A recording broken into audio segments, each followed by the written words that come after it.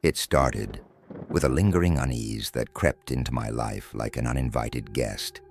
I wasn't sure when it began, but I had this unsettling feeling that my dreams weren't just dreams anymore.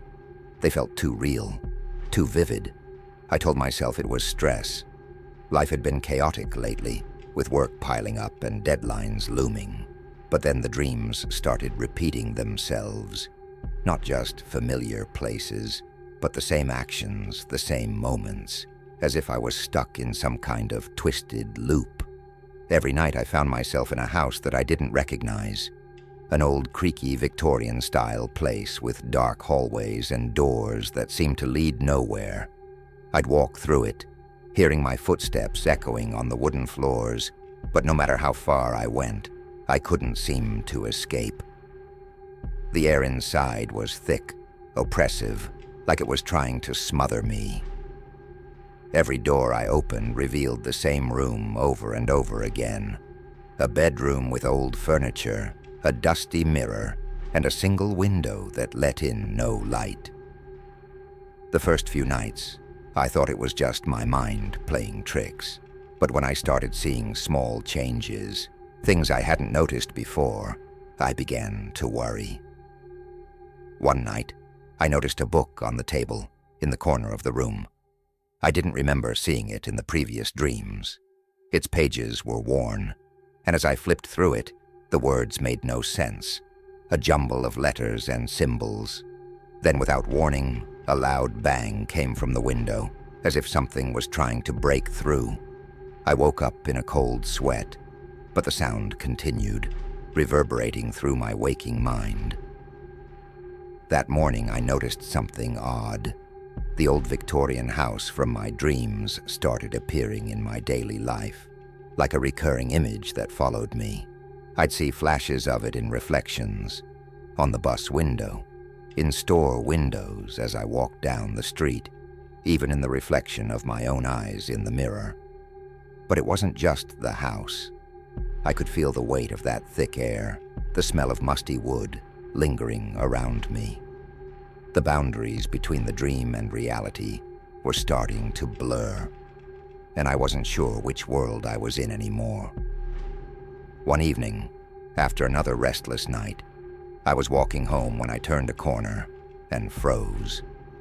There it was, the house, standing at the end of a street I'd never seen before, in a part of town I didn't recognize. I knew it couldn't be real. It was impossible. My legs refused to move at first, but curiosity got the better of me. I had to see it up close. I walked toward it, feeling that same oppressive weight in the air that I had felt in my dreams. The closer I got, the harder it was to breathe. But I pressed on, my heart pounding in my chest, as I reached the front steps. The door was slightly ajar, just like in the dream. Against every instinct screaming at me to turn back, I pushed it open and stepped inside. The floorboards creaked beneath my feet, the smell of dust and decay filling the air. Everything was exactly as I remembered. Dark hallways, peeling wallpaper, and that same suffocating silence. I wandered the halls, my hands trembling as I opened one door after another, until I found it, the room from my dreams. The furniture was there, the mirror, the window, everything. But something was different this time. On the floor in front of the bed, there was something new. A large, deep scratch, like someone had dragged something sharp across the wooden floor. I bent down, running my fingers over the groove, trying to make sense of it. That's when I heard it, a whisper, so faint it was almost imperceptible. But it wasn't coming from the room. It was coming from the window. Slowly I turned toward the window, my heart racing. The glass was black, reflecting nothing, not even the faintest glimmer of light. And then from the other side, I saw it, a shadow moving behind the glass, shifting slowly, almost as if it were watching me. My breath caught in my throat, and before I could react, the glass shattered, sending shards flying across the room. I stumbled back, covering my face with my hands as the cold air rushed in. But when I looked up, I wasn't in the house anymore. I was lying in my bed, drenched in sweat, my heart hammering. I sat up, gasping for breath, trying to shake off the dream, but something felt wrong. The room was freezing, far colder than it should have been, and there was an unmistakable smell: old wood, dust, and decay. I jumped out of bed and ran to the window, but when I pulled the curtains aside, my blood ran cold. Outside, instead of the familiar view of my street, there it was, the house, standing right in front of me, dark and looming, the same house from my dreams. I blinked, rubbed my eyes, trying to convince myself it wasn't real, but it didn't go away. The whispers started again, louder this time, echoing through the room. I backed away from the window, but before I could reach the door, the floor beneath me groaned, and I felt a cold hand grip my ankle. I screamed, trying to pull away, but the grip tightened, dragging me toward the window. My hands clawed at the floor, splinters digging into my skin, but it was no use. The whispers turned into screams, deafening, and as the cold swallowed me whole, I knew I wasn't dreaming anymore. It was just a normal evening. I had settled into my routine: dinner, a little TV, and then bed. My phone buzzed on the table next to me, and I absent-mindedly glanced at the screen. It was a number I didn't recognize. Probably a spam call, I thought, and ignored it. But it kept ringing. Something about the persistence made me uneasy, but I brushed it off. Later that night, as I was getting ready to sleep, the phone rang again. This time, the number was blocked. My stomach twisted. I hesitated for a moment, then answered. There was no sound on the other end, just silence. I hung up, annoyed, but a creeping sense of dread settled over me. I shook it off. It was probably just some prank, nothing to worry about. I drifted into sleep eventually, but that's when the nightmare began. In the dream, I was in my apartment, but everything was slightly off. The walls seemed too tall, the furniture distorted, almost as if I were seeing it through a warped lens. My phone rang, just like it had earlier. I answered it, and this time, there was a voice. It was faint, like a whisper carried on the wind, but I couldn't make out the words. All I knew was that it sent chills down my spine. I tried to hang up, but the phone stuck to my hand, the screen flashing erratically. Suddenly, the lights in my apartment flickered, and the air turned heavy, thick with an oppressive silence. I looked around, my heart racing, and that's when I saw it.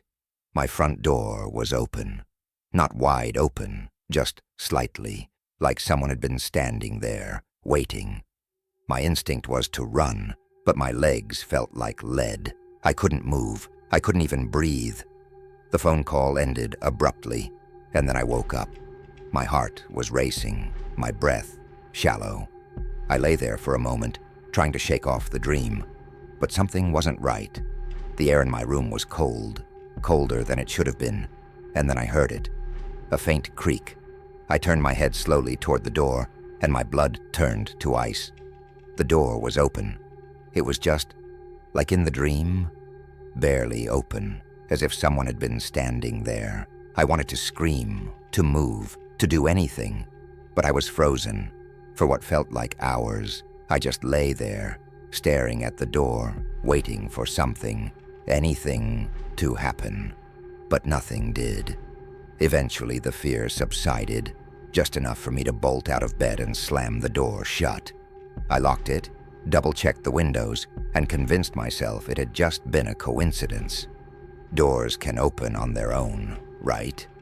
The next day, I went about my life, but I couldn't shake the feeling that something was watching me. I chalked it up to paranoia from the dream. That night, the phone rang again, right before I went to bed. Same blocked number. I didn't answer this time. I put the phone on silent and tried to sleep. The nightmare came back, more vivid than before. This time the whispering voice on the phone was louder. I still couldn't make out the words, but the tone was unmistakably menacing. The lights in my apartment flickered again, and when I looked at the door, it was wide open. Not just slightly, fully open. And standing in the doorway was a figure, barely visible in the darkness. I wanted to run, but again, I couldn't move. The phone call didn't end this time. The voice just kept whispering, louder and louder, until it was screaming. I woke up, gasping for air, but the screaming didn't stop. It was still there, in the room with me, echoing from the phone on my bedside table. I grabbed the phone and threw it across the room, and the noise stopped. But the door, it was open again. Mirrors had never bothered me before. They were just reflective surfaces, part of everyday life. But over the past few weeks, something about them had started to unnerve me. It wasn't anything dramatic at first, just small, fleeting moments where I thought I saw something out of the corner of my eye, a flicker of movement that shouldn't be there. I'd dismiss it, tell myself I was just tired or imagining things. But the feeling wouldn't go away. It was like I was being watched, not from behind, but from the mirror itself. It started in the bathroom. One morning while brushing my teeth, I glanced at the mirror, and for a split second, my reflection didn't move in sync with me. I stopped, staring, waiting for it to happen again, but everything seemed normal. Still, it left me with an uneasy feeling that gnawed at me throughout the day. I tried not to think about it, but the next morning, it happened again. This time, I was sure of it. My reflection hesitated before mirroring my actions, as if it were thinking. That night, I had a dream about the mirror. In the dream, I was standing in front of it, but the reflection wasn't me. It was something else, something darker, twisted. It had my face, but the eyes were wrong, hollow, and its smile was too wide, too sharp.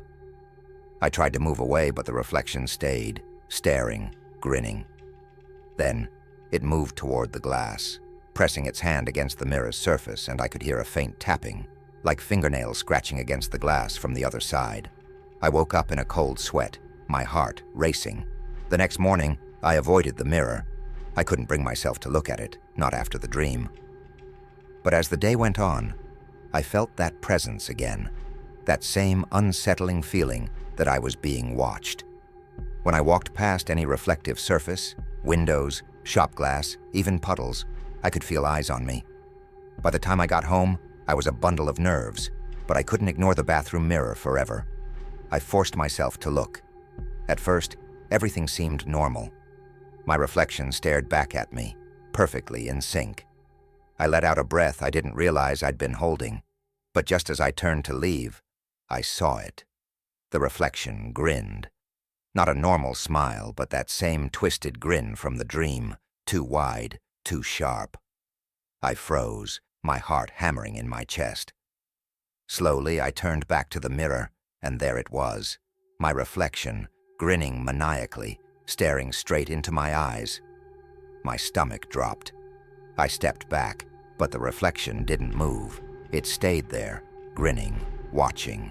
I backed out of the bathroom, slamming the door behind me.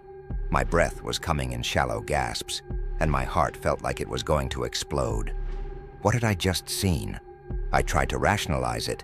Maybe I was just overtired. Maybe it was my imagination playing tricks on me. But deep down, I knew that wasn't it. Something was wrong with the mirror. Something beyond my understanding. I stayed away from the bathroom for the rest of the night, too scared to go back in. But the feeling of being watched didn't stop. Every time I passed another mirror or reflective surface in my apartment, I couldn't help but glance at it out of the corner of my eye, and each time I felt like something was there, just out of sight, waiting for me to look directly at it. That night, I couldn't sleep. I kept the bathroom door shut, but I swear I could hear noises coming from inside, soft, almost imperceptible sounds, like something brushing against the mirror's surface. I told myself it was just my imagination, but every time I closed my eyes, I heard it again. Eventually, exhaustion took over. and I drifted into a restless sleep. That's when the nightmare came back. I was standing in front of the bathroom mirror again, but this time, my reflection wasn't alone. There was something behind it, a shadowy figure, lurking just out of focus. I couldn't make out its face, but I could feel its eyes on me, watching. The reflection grinned, that same twisted smile, and the figure behind it reached out, pressing its hand against the mirror. The surface rippled like water, and I could hear the faint tapping again, louder this time, more insistent. I tried to move, but I couldn't. My feet were glued to the floor, my body frozen in place. The figure stepped closer, its outline becoming clearer, and I realized with a jolt of terror that it wasn't behind my reflection. It was inside it, trying to get out. The tapping grew louder, more frantic, as if it was trying to break through the glass. I wanted to scream, but no sound came out. The last thing I saw before I woke up was the figure's hand pressing against the mirror, the glass starting to crack. I jolted awake, my heart pounding, drenched in sweat. For a moment I was disoriented, unsure of where I was. But as the fear slowly subsided, I realized I was still in bed. It was just a dream, a horrible, vivid dream. I took a deep breath, trying to calm myself down, but that's when I heard it again. The tapping. It was coming from the bathroom, soft, steady, rhythmic. My stomach twisted in knots. I didn't want to go in there. I didn't want to know what was on the other side of that door. But I couldn't ignore it. I had to see. Slowly I got out of bed, my feet dragging against the floor as I approached the bathroom. The tapping continued, growing louder the closer I got. I stood outside the bathroom door, my hand trembling as I reached for the handle. My heart was pounding in my ears, and every instinct was screaming at me to turn around and run. But I couldn't. I had to know. I turned the handle and pushed the door open. The bathroom was dark, the air heavy with a strange, oppressive stillness. I reached for the light switch, but before I could flip it on, the tapping stopped. Silence filled the room, thick and suffocating. I held my breath, my eyes darting to the mirror. At first I didn't see anything. My reflection was there, staring back at me, perfectly normal.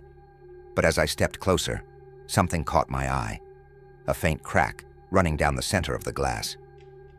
My stomach dropped. I moved closer, my heart in my throat. And that's when I saw it. Behind the crack, just beneath the surface, was a face. Not mine. Something else. Its eyes were wide, hollow, and its mouth twisted into that same horrible grin.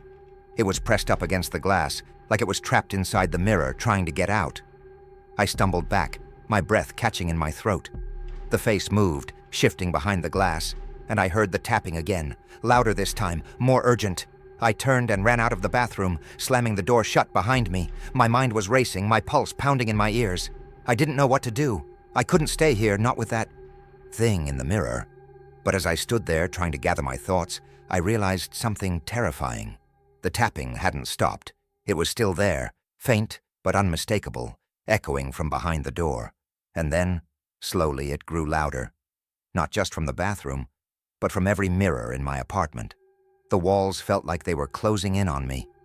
I ran through the apartment, covering every mirror, every reflective surface I could find, but the tapping followed me. No matter where I went, it was there, persistent, relentless. I couldn't escape it. That night, I packed a bag and left. I didn't care where I went, as long as it was far away from that apartment, far away from the mirrors. But even now, as I sit here in a different place, I still can't shake the feeling that it's not over.